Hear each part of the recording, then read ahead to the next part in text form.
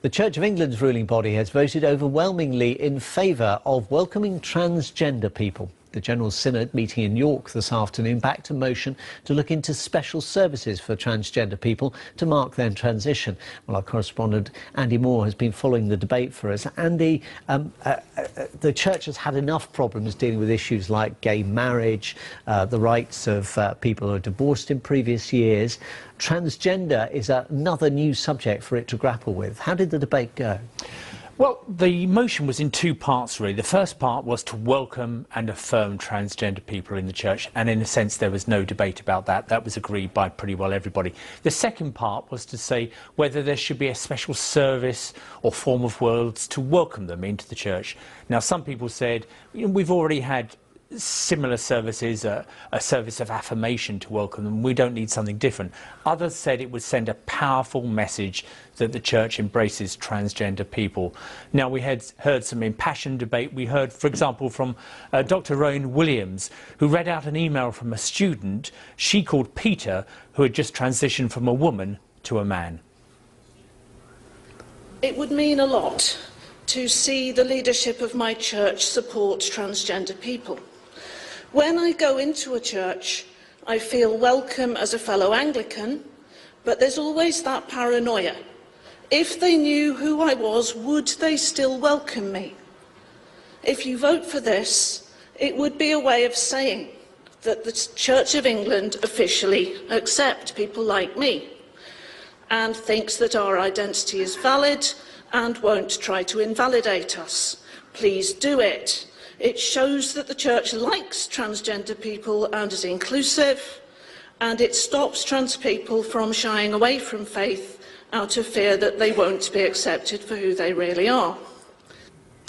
A moving statement there, but in a sense, is that one of the problems here, that some in the church feel that emotion is getting in the way of what they would say is a kind of liturgical basis for any decisions the church makes? Yes, I mean, there was certainly an amendment tabled that this should be considered, the theological arguments, etc., etc. Some said, well, that would be kicking it into the long grass. At the end of the debate, there was a short contribution by the Archbishop of York, Dr. John Sentamu. He said, let's just do this. He said, you know, the House of Bishops can go away and think about the complicated theological questions, but he said this would send a powerful signal. Let's get on and do it. And the vast majority of people at the Synod agree with him. Just finally, I suppose that the thing that people need to grasp is that the Synod actually does have a formal status in the Church of England. It's not kind of just like a sort of an assembly and a meeting event. It's effectively the Church's parliament. It is, yes. This is effectively, as you say, a House of Parliament making laws. So this will happen. The House of Bishops will have to go away and think about it and come up perhaps with a new form of word. So it certainly does send a very powerful signal to transgender people, and that was the intention of the vote. Andy Moore, thank you very much. Hi, this is Tim from Moriel TV and Moriel Radio, here live with Jacob Prasch via Skype, and it's time for This Week in Prophecy. It's July 14th, 2017. Blessings in Jesus, dear friends. Coming to you from the UK this week in Prophecy. Quite a week it was, particularly in the Middle East, but let's not begin there. We are, as we've said, in a period of respite at the moment in the English-speaking world, particularly at least the United States and Great Britain. The extreme left-wing forces who are antagonistic to Christians, to Israel, and so forth, are in a state of somewhat defeat and confusion, even though they keep fighting back relentlessly through the media. We warned when this period of respite is over, unless there is a revival in America and Britain, there is going to be an avalanche of retribution by the left aimed against Christians. We have to remember that although throughout history, going back to the early church, going back to the first century, while it is true that Christians were persecuted for their faith in Jesus, that is not how it was legally framed or socially perceived. They were seen as enemies of the state, enemies of the public interest, enemies of the public good, dissidents who are counterproductive to the general interests of society. Over various issues, many of them moral. For instance, the early Christians opposed things like homosexuality, which was widespread in the Greco-Roman world. They opposed, and most of the emperors were homosexual or bisexual. They opposed violence as entertainment, human beings dying in entertainment and the gladiators and things of this nature. They were seen as social piranhas, as a nuisance, as a threat to the stability of society. That's how they were presented by the mainstream. And it is on those grounds they were persecuted. This has largely been true through much of the history of the church. And as we also warned on our teachings preparing for persecution, the apostate church will collaborate with the world against in the persecution against true believers and against the true church. Unfortunately, the apostate church today includes many people considering themselves or representing themselves or misrepresenting themselves as evangelical. For instance, this past week in Zimbabwe, a Pentecostal bishop siding with Robert Mugabe, who was a desperate, wicked, corrupt dictator, seizing the lands of farmers for the church with the approval of the Mugabe regime, as long as the church supported Mugabe. This is just open corruption. But it's the nature of the way things are and are increasingly becoming. Evangelical no longer means evangelion. It no longer means they believe and trust and follow or live by the true gospel. It's much, much worse in other mainstream denominations. Here in Great Britain, this past week, the Synod, but these are Anglican bishops, the Synod of the Church of England, called upon Parliament to legislate against conversion therapy that would outlaw parents trying to persuade their children by means of counseling to turn from homosexuality or incipient homosexuality and adolescence towards a heterosexual orientation. It would be illegal to have parents even, as a parental right, take a role in addressing homosexuality within their own household and among their own children. Inversion therapy or conversion therapy would be illegal. Who's calling for this? Well, the Church of England. The Church of England has also this week announced that it is developing a transgender clergy that will practice a transgender liturgy. Now they're going to allow for transgender clergy, as well as homosexual ordination, which has unofficially been going on for some time. Now it's going into transgenderism, actually going to have a transgender liturgy with the possibility of transgender clergy leading it. This is the Church of England. This is not the Church of England of William Tyndale. It is not the Church of England of Ridley or Latimer or Hooper or the Oxford Martyrs or even of Thomas Cranmer. This is a hostile antichrist institution.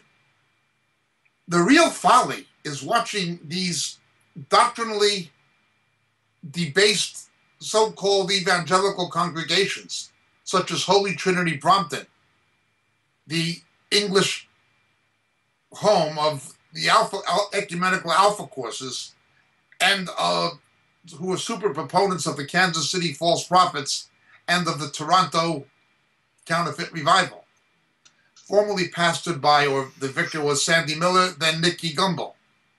These people remain in the Church of England in the face of these things. I've reported before the night when the first homosexual and lesbian service was held at Southwark Cathedral in London, on one side of the Thames. And that very same night, there was a service in Holy Trinity Brompton when the people were on the floor laughing in hysterics. There was a thin line of protesters in front of Southwark Cathedral. The rest of the so-called Anglican believers were in Holy Trinity Brompton on the floor, laughing, doubled over in hysterics, behaving as if they were inebriated, at the behest of their leaders like Nicky Gumbel and Sandy Miller. This is the folly of British Anglicanism and the double folly of British Anglican evangelicism. Remember, in the Church of England, evangelical does not necessarily mean born again. It simply means not Anglo-Catholic and not liberal, or not higher critically liberal. Stop it there. Okay. Not theologically liberal, going back to the old high church, low church division that was in the Church of England from the previous century. It's all nonsense. The best way to describe a born-again, evangelical, saved Anglican clergyman in England is somebody out shoveling muck, shoveling manure, pretending that he's digging for gold. That is the only fitting description of an evangelical clergyman that would remain in the Church of England today. It is morally debased, theologically bankrupt, and spiritually abject. They are not going to be salt and light in it. They have compromised with the system too much. In fact, they financially pay into supporting it. It is all a joke. They're just muck shovelers. Hypocrites. At best, people behaving idiotically. This is the Church of England. This is its evangelical branch. The tragedy is devastating enough of transgenderism and transgender liturgies, of calling on Parliament to outlaw Christian parents having inversion therapy for their children who are inclined towards homosexuality or lesbianism. That's bad enough. What's worse are evangelicals remaining in that wicked, wicked system of Satan, pretending that God is doing something. Well, God is doing something, the God of this world. The God of heaven is calling them out. Come out of her, my people. Revelation 18:4. This will get worse. In the United States, Planned Parenthood, an organization founded by a racist, Margaret Sanger, who believed black people were virtually subhuman, genetically inferior, and needed to be uprooted like weeds, that you had to control the black population. She's the essential founder, the matriarch of Planned Parenthood. 1/3 of the children aborted by Planned Parenthood, America's biggest abortion provider, are black. Yet you've got people like Hillary Clinton and Nancy Pelosi getting the Margaret Sanger Award of this Ava Braun, of this racist woman. This is the hypocrisy of the American left, of American feminism, of what's become of the Democratic Party.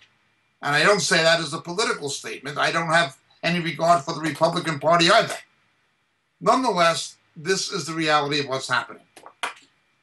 There is support for Planned Parenthood not only among Democrats, but among people like the Senator Collins, that dreadful woman from Maine, and others like her. Establishment Republicans are as much a moral poison and contaminant in the American social fabric as are liberal Democrats. The only difference is they pretend to be conservative. In addition to being anti-God, anti-family, anti-life, they're also liars on top of it. That's the only difference. Nonetheless, this is the reality. Two pro-life lawyers in California are being held in contempt of court for sharing information about Planned Parenthood. This is an outrage. It is a politically motivated legal war by a left-wing political contingent in the state of California, Governor Jerry Brown and co. This is how persecution is coming about and how it will continue to come about. They're not going to say we're persecuting you for your belief in Jesus. They're going to say we're persecuting you for your belief in a Jesus that is not ours, a Jesus that will accept everyone and everything, including things that the scripture says are morally wrong, are sin. That is their Jesus. You'll be presented as enemies of the state, enemies of human rights, enemies of, equality.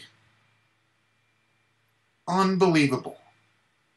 Meanwhile, a real enemy like Linda Salsa, the Islamic feminist, quote-unquote, what a contradiction in terms, who called for jihad against President Trump, has not been arrested by the Secret Service. Anti-American Muslim leftists in America. I'm Jay Feza for the Rebel.media. If you've been following leftist activist movements, you probably know Linda Sarsour. She was one of the women who organized the Women's March after the election of Donald Trump. She's a devout feminist and Muslim, if you can believe such a thing, or even if such things are possible. And sadly, Linda's back in the news over a jaw-dropping speech she made at the Islamic Society of North America's 2017 convention in Chicago, Illinois. Linda's speech revealed what many people fear about her and the left. Within Linda's speech, she asks why, even after 9/11, has the Muslim community been afraid to deal with what she perceives as hatred and bigotry. Sisters and brothers, it's been 16, almost 17 years since the horrific attacks of 9/11.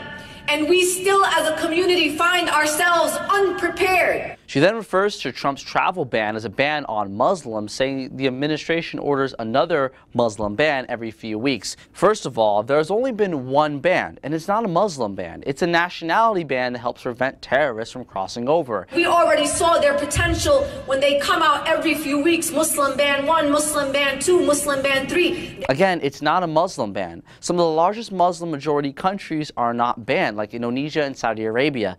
There's a lot of other problems within her speech too, but to me, the main problem with the speech is the distinction she makes between an American and a Muslim. Firstly, Linda hardly ever said Muslim American, even though she's talking about Muslim Americans her entire speech. Linda prefers using the term Muslim, just Muslim. Secondly, she says that Muslims' top priority within America is not to assimilate, but to instead ensure the protection of the Muslim community, not the American community. Our number one and top priority is to protect and defend our communities. It is not to assimilate and to please any other people in authority. Are you getting it now? Linda doesn't seem to care about calling herself and her community Muslim Americans, nor does she seem to care about the protection of the American community. To Trump, it's America first, no matter who you are. To Linda, it's Muslims first. And alas, that's the main problem I have with the speech. It's un-American. To me, it doesn't matter what creed you follow, skin color you have, or ethnicity, etc. What matters is your value system. Do you believe in free speech? Do you believe in the freedom of press, freedom of religion? Do you also believe in upholding the American Constitution? If you answered yes, and you're a hardworking, law-abiding citizen, then you are an American, and you'll always be an American. But Linda doesn't see it that way. She sees the world through the lens of identity. To her, she's a Muslim, Arab, and so on. And once she feels that her identity is being threatened, she no longer identifies as an American. She's simply Muslim, and that's it. By the tone and the very words within her speech, it seems to me that Linda is accusing American culture of threatening her Muslim identity and oppressing the Muslim community. Muslims, not Muslim Americans. When she clearly rejected assimilation, it seems to me that it's not simply the Trump administration that she wants to fight against. It's America as a whole.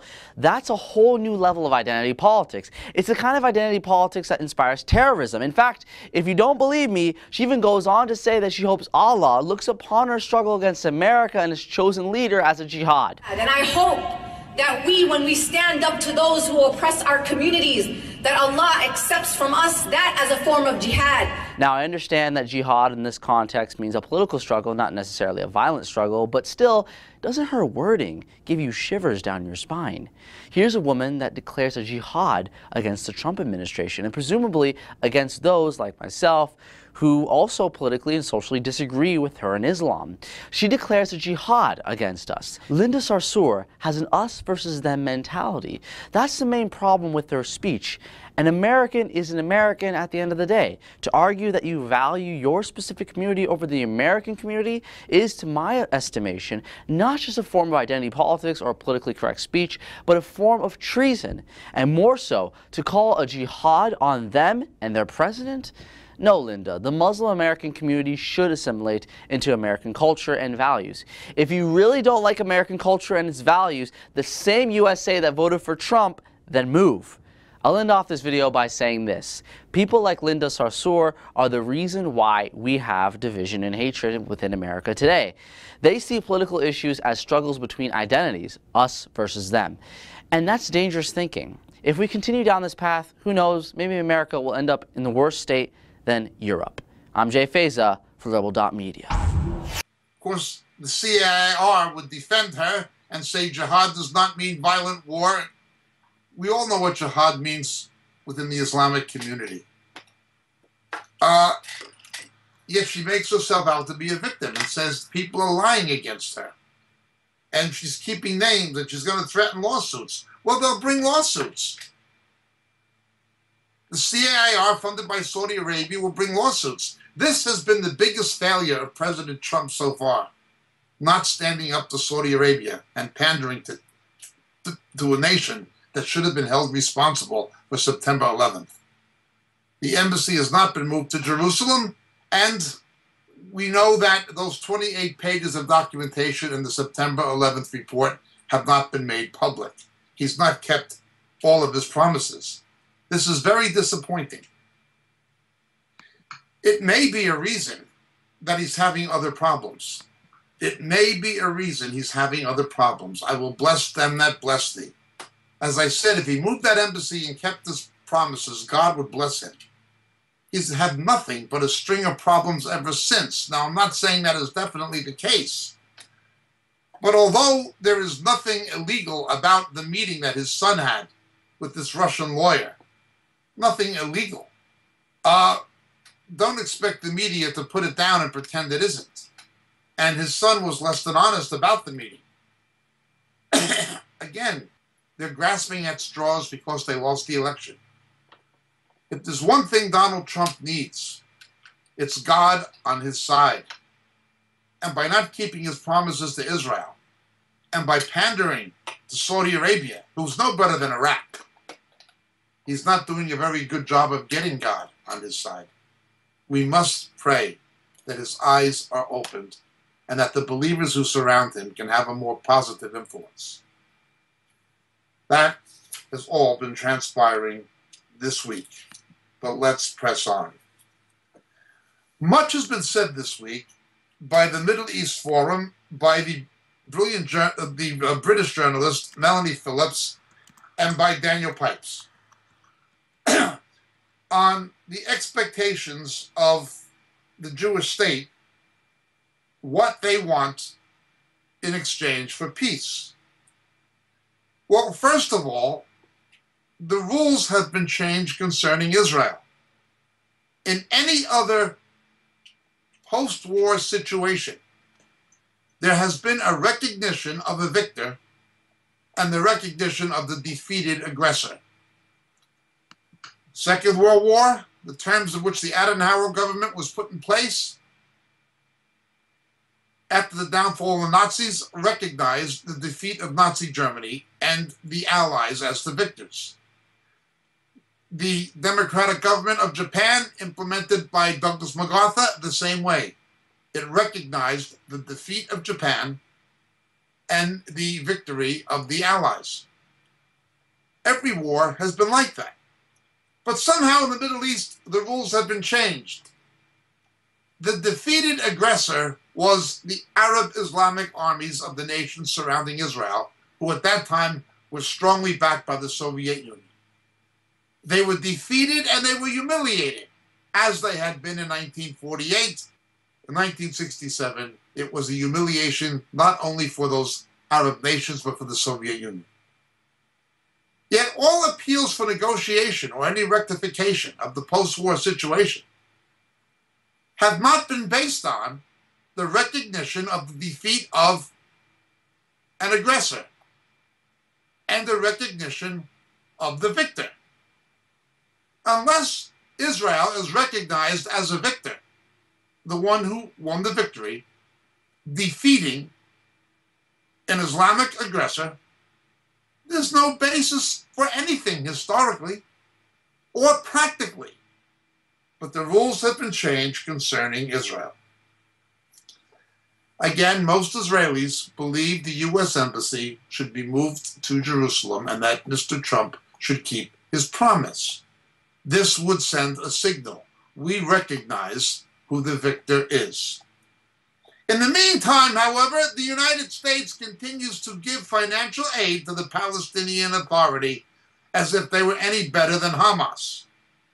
The Palestinian Authority continues to fund radicalism, continues to indirectly subsidize terror. What is Mr. Trump doing? In Qatar, American attempts to broker a settlement between Qatar, Saudi Arabia, and some other Persian Gulf states have not worked. America has a military base, an operations base in Qatar, and therefore is keen to work with both sides.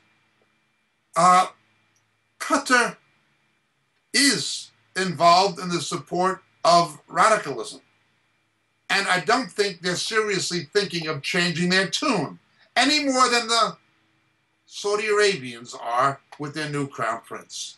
It just doesn't work that way. These nations must be dictated to. You want our help?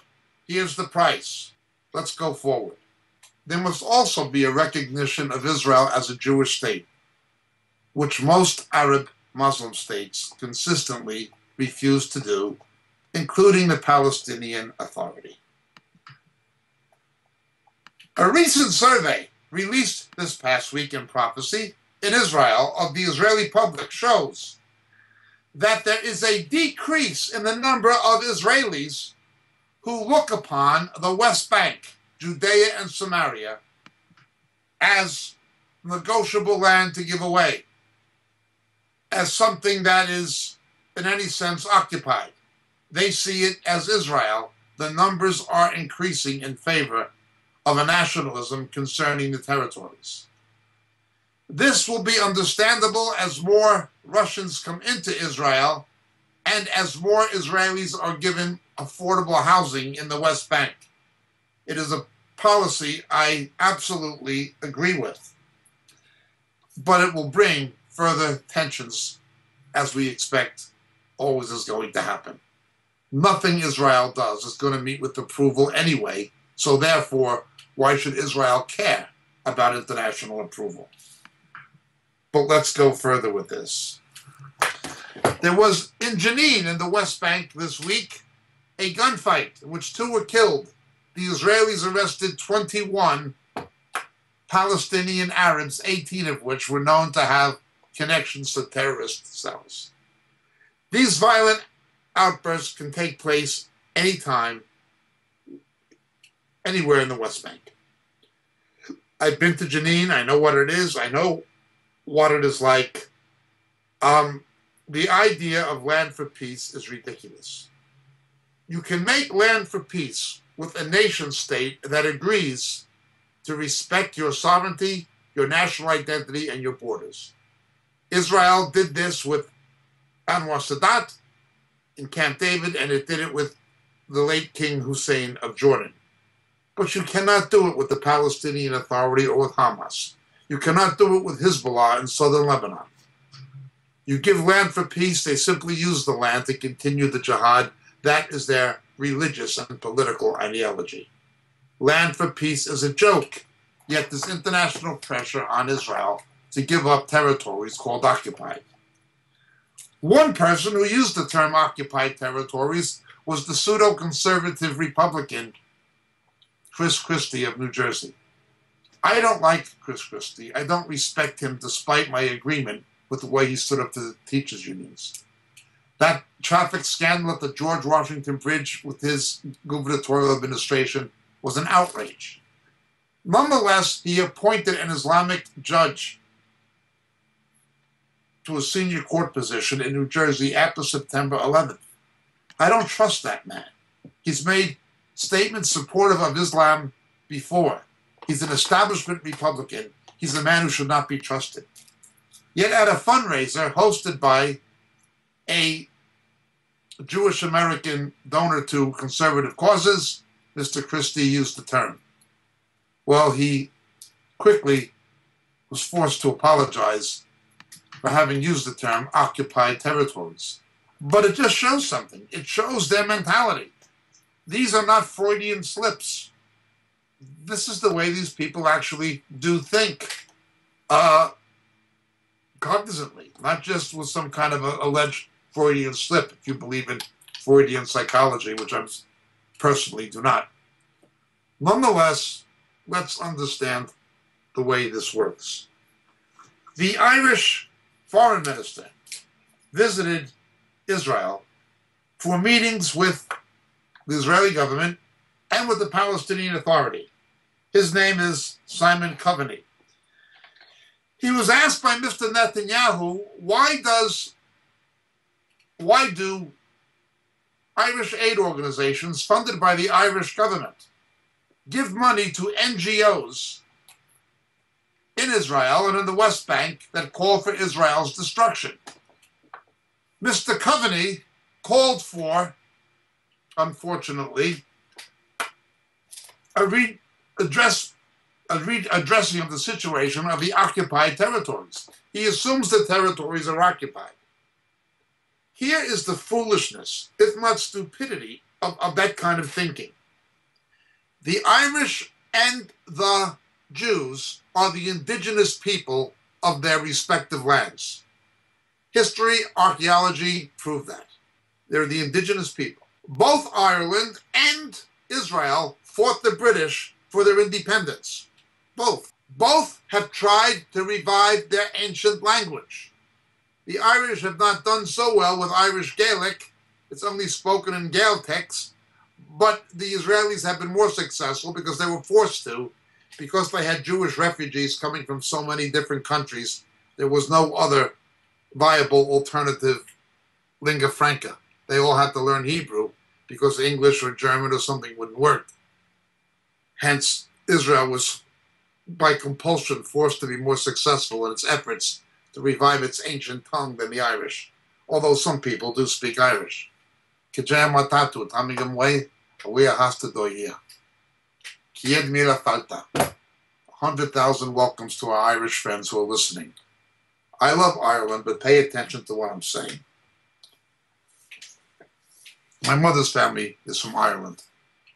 I love Ireland. But as I tell people from Ireland, Fine Foyle, Fine Gael, Fine me somebody better to vote for.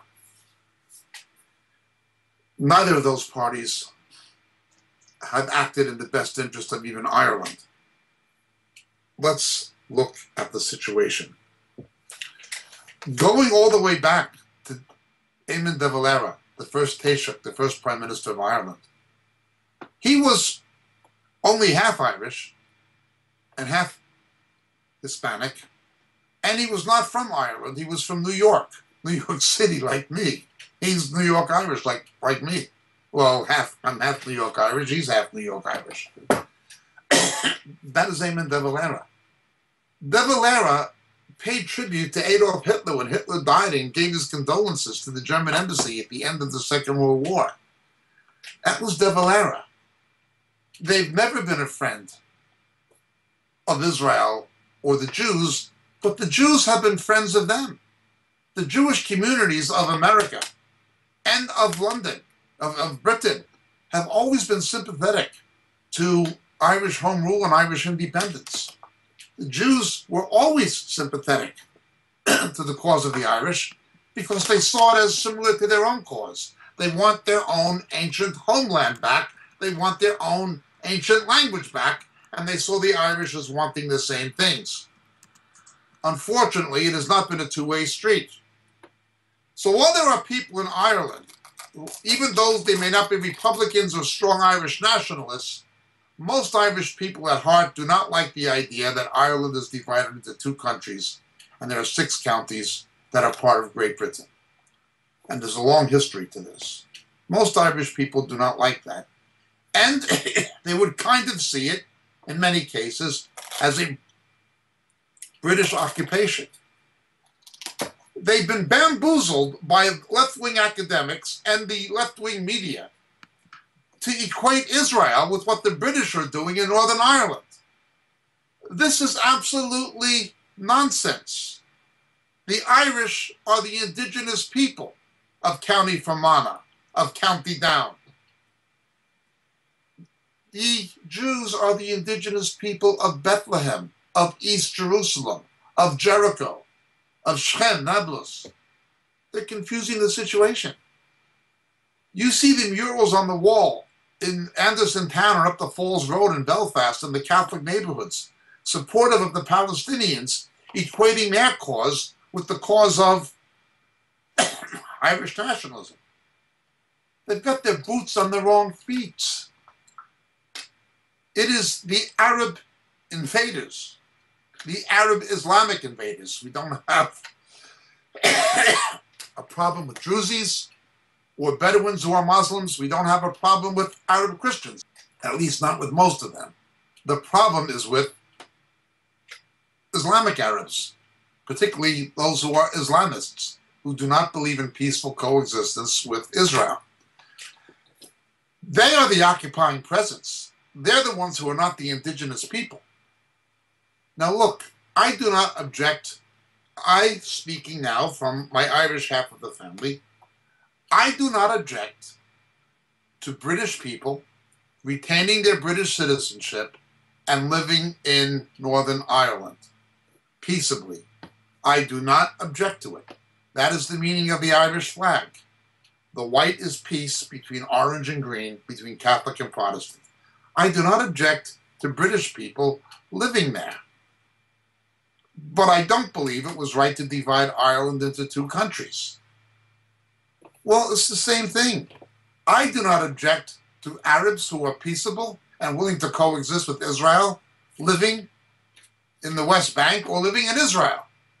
I don't object to them having their own language and culture, and I don't object to them having local political control of their own communities and affairs. I don't object to any of that, providing they recognize Israel as the Jewish state, or providing they recognize Ireland as the Irish state.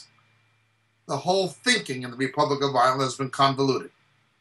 You have an invasion now of an Islamic population into the Republic of Ireland, and no nation that has allowed Islamic immigration has not reaped the whirlwind because of the radical elements.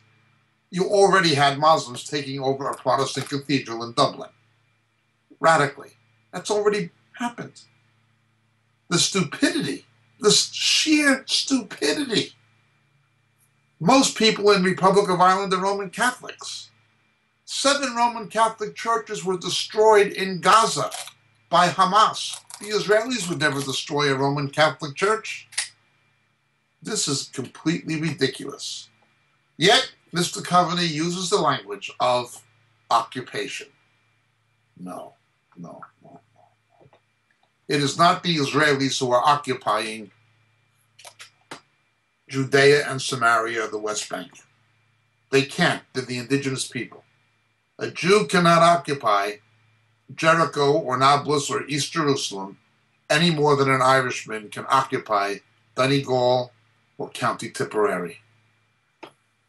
But let's move on. The Palestinian Authority, with international aid, is looking to build 14,000 new homes. I have no problem with that. But they want to build it at a place called Kalkilia, right next to the security fence that the Israelis were forced to erect to stop suicide bombing. By all means, build the 14,000 new homes to house Arab families. No problem. But when you put it in an area next to a security fence where you're going to have radicals infiltrating that community and conducting cross-border attacks, you're going to invite trouble. When the Israelis are forced to fight back and fire back and return fire, what happens? Collateral damage. Innocent Arab families are killed or injured. Nobody wants that. It is the wrong location for it. It should not be in Katusha range of Israel. It should not be in gunfire range of Israel. The media has told this lie about the Israelis built a wall. It is not a wall. It is largely a fence. The only places there are stretches of wall is where radical Muslims were shooting at passing cars and school buses, and they needed to stop bullets so a fence would not suffice. Again, you tell a lie often enough, stupid people will think it's the truth. And one lie told often enough is the lie of the wall. Another is the lie of the occupation. Let's move on. A bill is facing some resistance, or at least an uphill struggle, in the Israeli Knesset, the Israeli parliament.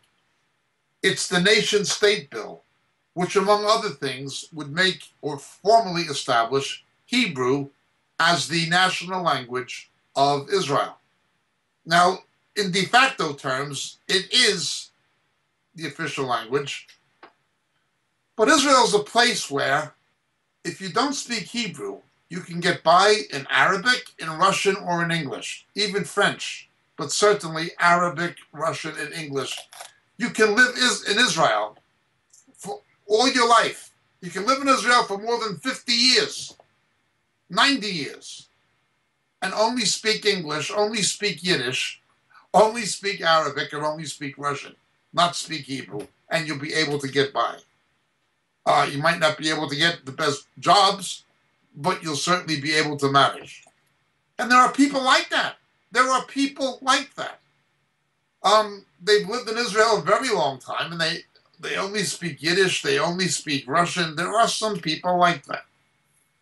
And there's not just a few of them. There are a significant number, not the majority, but there's a significant number of such people. Well, the fact of the matter is, culturally, Arabs learn Hebrew very quickly because of its similarities to Hebrew.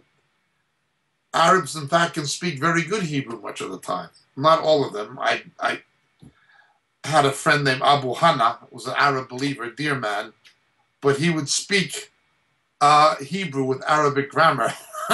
And he used to teach me Arabic, but he would, when he spoke to me in Hebrew, he would use Arabic grammar, and I would really have a hard time getting through to him, and him to me. But that was the way it was. That's the way it still is very often.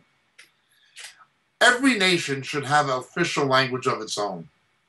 The only language that makes any sense for Israel to be the official language is Hebrew. You've got a lot of, now any educated Israeli, and a lot of other ones, but any educated Israeli speaks English.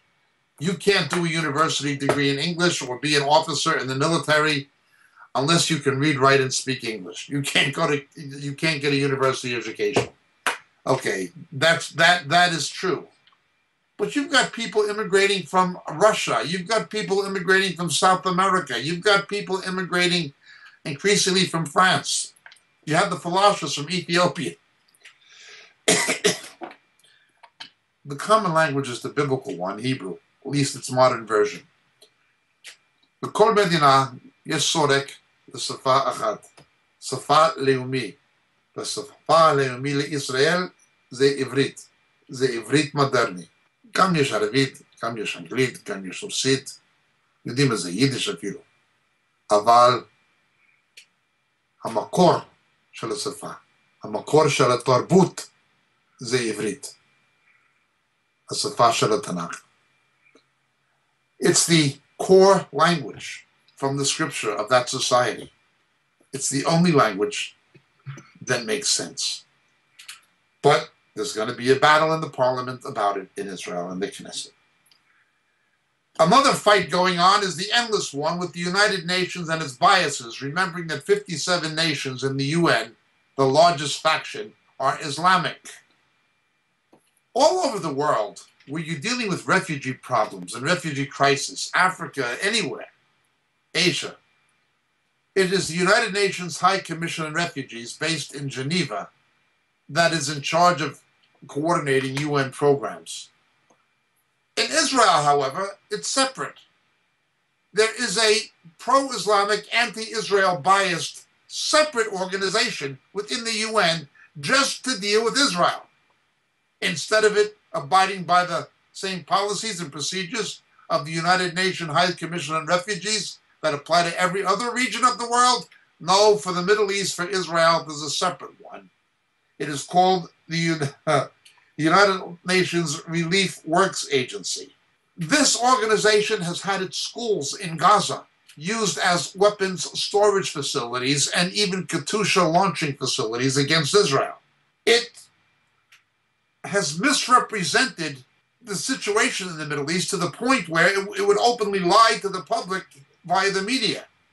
They showed a picture of a Syrian refugee girl, a child, in Syria, and portrayed her as a Palestinian victim of the conflict with Israel. As a Palestinian Arab victim of the conflict with Israel. They openly lied. But it's become worse than that. They were established by UN mandate to deal with the problem of quote-unquote Palestinian Arab refugees. Now understand the myth of the Palestinian refugee. In the War for Independence in 1948, the Israelis were telling the Arabs to stay, don't flee. We want peace with you. The United Arab Command was broadcasting, telling the Arabs in Arabic to get out of there. You'll be back in a few weeks. We'll push the Jews into the sea, then you can go back after we push the Jews into the sea. Well, no one expected the Israelis to win, but they did win. All these people now became refugees, not because the Israelis drove them out. The Israelis told them to stay. The United Arab Command told them to leave. In Black September of 1970, when between 15 and 18,000 of Yasser Arafat's Palestinian terrorists were slaughtered by the Jordanian Legion of the late King Hussein. I don't say wrongly. They tried to depose the Hashemite government of King Hussein, and there was a rebellion, a civil war in Jordan, and King Hussein wiped out Arafat's people. When that happened, tens of thousands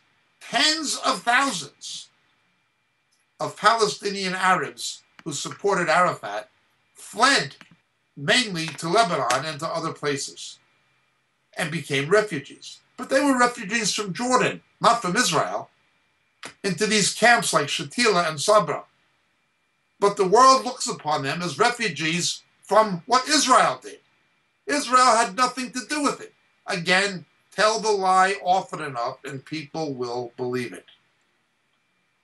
We always point out that Yasser Arafat said Jordan is Palestine, and King Hussein of Jordan said Palestine is Jordan in 1968 and in 1970, respectively. We agree with them. These people on the West Bank are not Palestinians, they're Jordanians. 70% of the people of Jordan are Palestinian Arabs. The idea of a Palestinian identity is fictitious as any kind of an ethnic or national identity. It's simply a geographical identity of people of any race or any ethnicity or any religion who lived in that area of the world that the Romans from the 2nd century relabeled Philistine after the ancient Philistines, of which Arabs are not Philistines. Philistines were Indo-European Greeks. Nonetheless, this is the myth and this is the reality. The United Nations Relief and Works Agency, which should be disbanded, anything that the United Nations does in the Middle East or in Israel should go under the auspices of the United Nations High Commission on Refugees, the same as the rest of the world. It has redefined the meaning of a refugee. It is no longer a refugee, but it is rather the grandchildren and great-grandchildren of displaced people who were born 2nd and 3rd generation in some foreign country because the Islamic governments would not assimilate them. We've seen pogroms against Palestinian Arabs in Syria and in Kuwait, and them killing each other in both Gaza and in Lebanon. Yet somehow Israel is supposed to be blamed for this. Israel even gets blamed for what they do to each other. It gets more and more ridiculous. They had people who just state falsehood as if it was a fait accompli. One of which is Yosef Abdullah. He's the East Coast general manager of the largest Islamic charity, Islamic Relief. This organization in America has received taxpayer money to fund humanitarian projects, but this same person makes statements supportive of Islamic radicalism. Why are the American taxpayers, after September 11th, after the Orlando attacks, after the San Bernardino attacks, why are we giving this organization money? But let's continue. The growing Russian threat to former Warsaw Pact nations around the Baltic has been stirring a lot of international attention.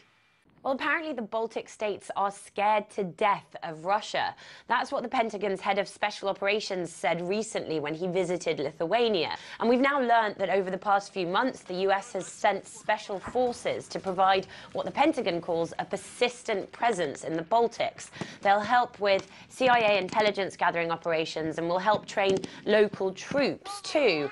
And there's long been this idea that Russia is seeking to destabilize the former Soviet republics, but it's kind of gone into overdrive now. The Baltic states have been buying double the defense equipment they were 3 years ago, and their shopping list is set to double again over the next 2 years.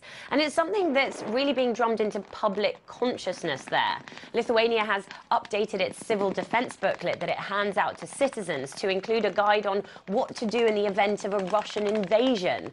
So these US special forces are being provided to allay concerns in the region, and the concerns that have been made bigger as a result of the election of Donald Trump. During his election campaign, Trump said that the US should only help to protect the European countries that pay their 2% GDP into the NATO kitty, which the Baltic states don't. So they're worried that once Trump becomes president, the US might not be so keen to help bolster their security, especially given that he's promised to mend fences with Russia. So you've got the Pentagon and NATO keen to reassure the Baltics, and the number of troops is really quite illustrative. In the spring, NATO and the US are going to send battalions of around 1,000 troops to each of the Baltic states and Poland.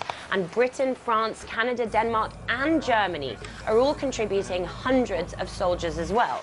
The Kremlin says that all this is aggressive and provocative. And moreover, Moscow has said that NATO's build-up in the region is really the main barrier to warm relations with Washington. Russia's been bolstering its own security there as well. In the autumn, Moscow moved ballistic missiles over to Kaliningrad and has consistently said that it has every right to conduct military exercises and to move troops and hardware anywhere within its own borders. So it's ratcheting up along that eastern flank, and the result is that within a couple of months we're going to see the largest deployment of troops on Russia's doorstep since the Cold War. Mr. Putin, again, very angry at having lost the Cold War, is trying to somehow revive Russia. He's lost, or they have lost the Warsaw Pact, they lost the Soviet Union, they lost the CIS, and now they're in danger of losing Russia itself.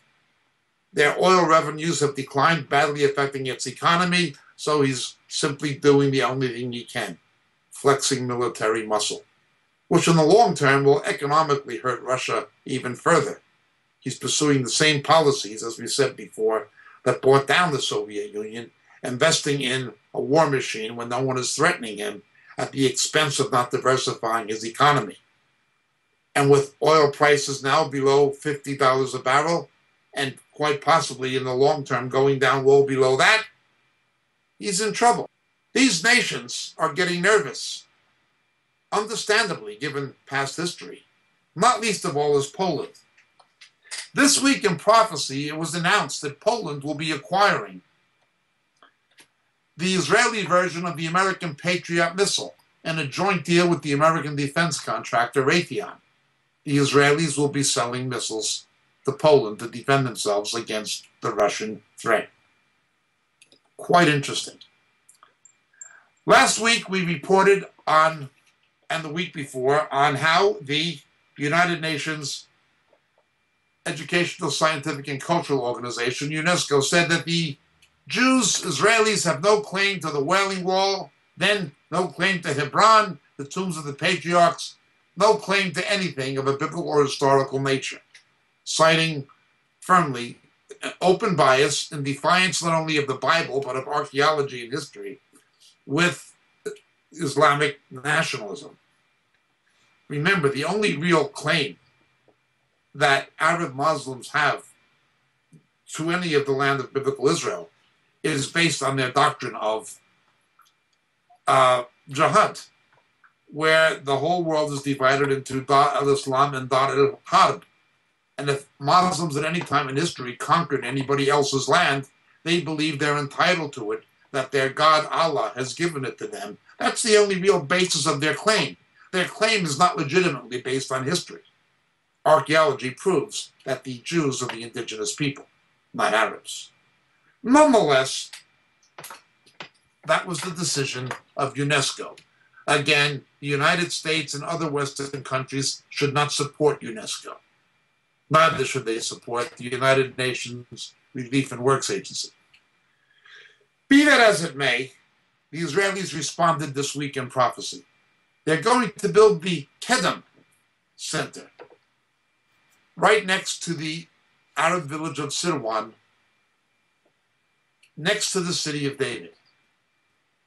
This will be basically the area on the east side of the city of David where the lower Kidron Valley and the Tyropean Valley meet. And the Kedem Center will be sizable and will attract huge numbers of tourists, exhibiting the archaeology and history of what was uncovered in the area of the original city of David, sticking it in the eyes of everyone how the Jews are the indigenous people of that piece of turf. I think it's a great idea. I think it's a great project. So much has been discovered. They were going to have to put all of these artifacts somewhere. What a better place to put it than right next to where they were found. Struggles within Israel continue within the rabbinic community.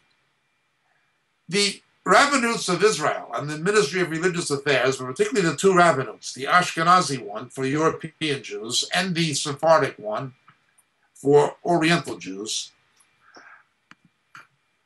have been trying to exert their influence outside of Israel and control international Judaism from abroad.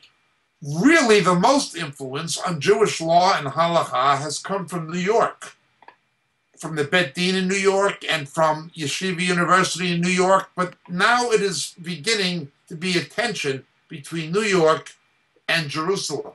There's been a reestablishment of the Sanhedrin of sorts. Well, the Israeli rabbis, rabbinate, have a blacklist of 160 diasporic rabbis who they don't like. They will not recognize things like marriages or conversions if performed by any of these rabbis. And because of the partnership in the coalition of the religious parties in the Israeli government will have to give in to them. Again, using religion as coercion. You know, the rabbinutes, the Orthodox rabbis, do the same exact things as the anti-Zionist Muslims. They do the same things as the imams. They're no different and no better, ethically or morally. But let's continue. German intelligence this week. Very interestingly, German intelligence. Now, we have to understand something, that Mr. Netanyahu refused to meet with Sigmar Gabriel, the foreign minister of Germany, because he was meeting with pro-terror Islamic organizations, such as Breaking the Silence and so forth. Nonetheless, it is Germany. And German industries were the first to go into contracts in Iran after the Obama administration did what they did to betray Israel and to betray America to the Iranian radicals. So it's ironically German intelligence not the CIA, not MI6, it's German intelligence, that publicly issued a report that Iran is developing nuclear weapons technology in contravention of UN sanctions and of the sellout, the betrayal of America and of Israel and of moderate Arab states, so-called moderate, by the Obama administration, by Barack Obama, by Joseph Biden, by Hillary Clinton, and by John Kerry. The open sellout and the $150 billion provided by Obama to help them develop this weapons-grade nuclear technology. If any president should have been impeached, it was Barack Obama. If any president should have been impeached, it was certainly Barack Obama. Certainly Barack Obama. It is the Senate who makes treaties, not presidents. His betrayal of America and its allies was unbelievable. He should have been impeached and removed from office. Nonetheless, it didn't happen. But instead, they want to impeach and remove Donald Trump when no crimes have been committed and there are no high crimes or misdemeanors. Well, let's go further with this. Congratulations, Mr. Kerry. Congratulations, Mr. Biden. Congratulations, Mr. Obama. Iran is doing what you were warned they were going to do. You probably knew about it. Again, Obama's last act as president was to put a dagger in the back of Israel with the UNESCO vote, of which Theresa May collaborated with him. Well, let's move on. Major news from Israel this week that is not getting a lot of international attention for some reason, although CNN has predictably played it up. Former Israeli Defense Minister Moshe Ya'alon has stated publicly that it is inevitable, in his opinion, that there will be a felony indictment of Benjamin Netanyahu for corruption. A felony indictment for corruption. Watch this space. Watch this space. What the left is doing in Israel is what the left is doing in America. They're trying to use judicial or corrupted judicial means to depose their political enemies that they can't defeat at the ballot box. The evidence against Mr. Netanyahu is far from conclusive. It is more akin to the fake news and non-evidence about Mr. Trump. Nonetheless, it is the game that's being played. Notice, once it happens in America, it begins to happen in other countries. It will be interesting to see what develops from this.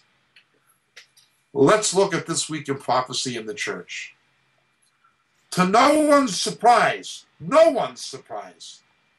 Eugene Peterson, who bastardized the Word of God, producing his translation, The Message, which cannot be considered the Word of God to anyone who reads Greek or Hebrew. It is nonetheless, predictably, Rick Warren's Bible of choice. The Word became flesh and moved into our neighborhood, etc. A ridiculous corruption of the Word of God, produced by Eugene Peterson, the Calvinistic Presbyterian pastor from Seattle. Well, to no one's surprise, Eugene Peterson, Mr. Rick Warren's hero, has stated this week in prophecy that yes, he would perform same-sex marriages.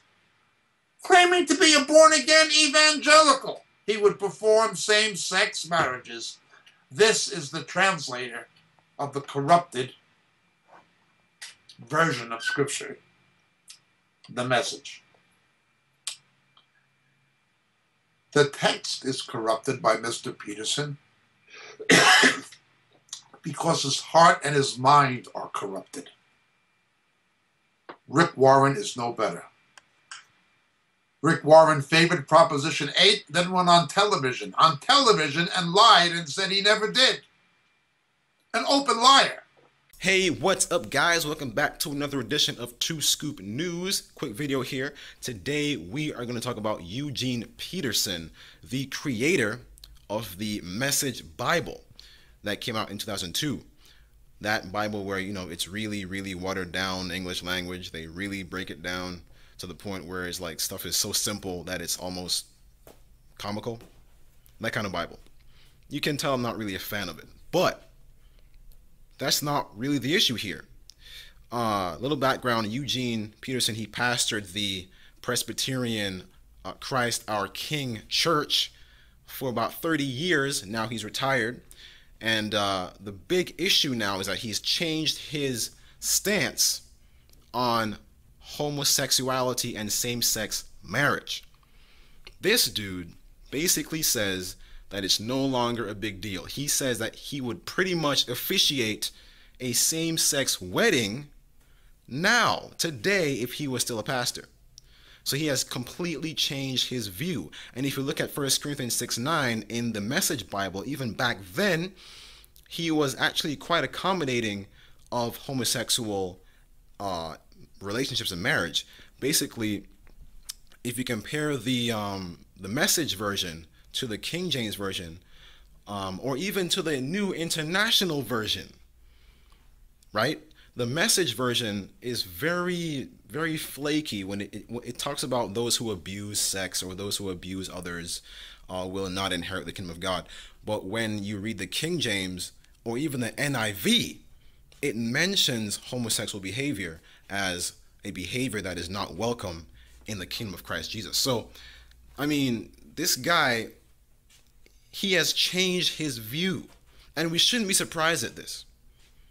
Everyone, all these guys are going progressive now. All these pastors of these churches, you wonder, like, as a matter of fact, even after he retired, shortly after, that church has basically granted a gay musician to be the music director. Not someone who's struggling with homosexuality, but someone who's actually openly and unapologetically gay. So they have become quite open to this, and it's just flooding society right now, and it's just happening in massive numbers. These pastors and all these churches are accepting the homosexual agenda and just trying to justify it. And friends, what do you think about this? What do you think about Eugene Peterson now? Do you think he's right? Do you think it's okay to, I mean, myself, I accept everyone. As a Christian, we must accept Christ. Christ accepts everyone, but he does not accept what they do all the time. He does not accept their sins. Christ does not want us to stay in our sins. He wants us to rise above it. He wants us to overcome them, and only God can restore and actually renew us. And when we are in Christ, we lose these desires. Christ can actually deliver us from these sins, and there are testimonies out there that these people actually have experienced deliverance, and they actually come back to heterosexual, normal, holy living. And so when you're struggling with it, that's fine, we can help you. But when you are unrepentative, when you are actually living and justifying this stuff, that's when we have a problem. All right, so friends, if you have any comments on this, leave it down below. Subscribe to this channel, like this video, and we'll see you in the next one. Take care, guys. Stay encouraged, and God bless. Mr. Peterson and Mr. Warren show their true colors. Rick Warren sitting next to Elton John saying, "If I kissed you, we'll be heard around the world," laughing, holding hands, raised up together, testifying before the U.S. Congress. And there are Christians who consider these men to be Christians. There are Christians who will still read the Message, who will still read Rick Warren. This truly is apostasy. The apostasy is not the rapture, as Randy White and Thomas Ice say. The apostasy is what we're witnessing in the contemporary church. That has been quite a development this week in prophecy. Well, the week that's coming promises to be an interesting one. We're going to begin to see new things happening in the United States, in Europe, and in the Middle East. As his prophetic events play out, remember, when you see these things happening, lift up your head. Your redemption draws near. Jesus is coming soon. That has been This Week in Prophecy. My name is Jacob Prasch, coming to you from the UK. Next week, Lord willing, I shall be speaking to you from Australia. God bless and thank you for listening.